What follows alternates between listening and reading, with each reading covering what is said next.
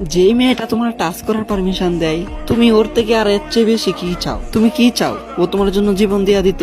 বিশ্বাস করবা কিনা জানি না, যে মেয়ে তোমার টাচ করার পারমিশন দিয়ে ওই মেয়ে তোমার জন্য জীবনও দিতে পারবো। কিন্তু আমরা ছেলেরা কি মনে করি যে ওই যেহেতু আমার টাচ করার পারমিশন দিছে, না জানি আরো কত মানুষের দিছে আগে, জানি না আরো কত কিছু করছে, ওই কখনো একটা ভদ্র ফ্যামিলির ভদ্র মেয়ে হইতে পারে না। আমার জীবন সঙ্গী হইতে হলে তো একটা ভদ্র মেয়ে চাই। আমি একটা ভালো মেয়ের বিয়ে করতে চাই।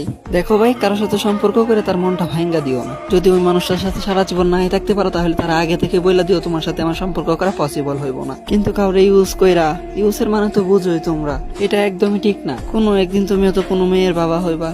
যদি তোমার মেয়ের সাথে এমন কিছু হয়, পরে কারে খুঁজবা? কার উপর দোষ দিবা? পরে মেয়ের মারে দোষ দিবা।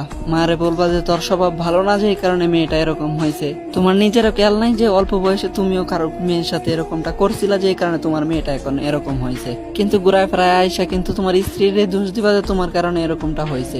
দেখো, এমন কারোর সাথে কখনো কিছু কইরো না যেটার কারণে তোমার নিজেরও সময় পস্তাইতে হইব। তো আল্লাহ সবাই হেদায়েত দান করুক।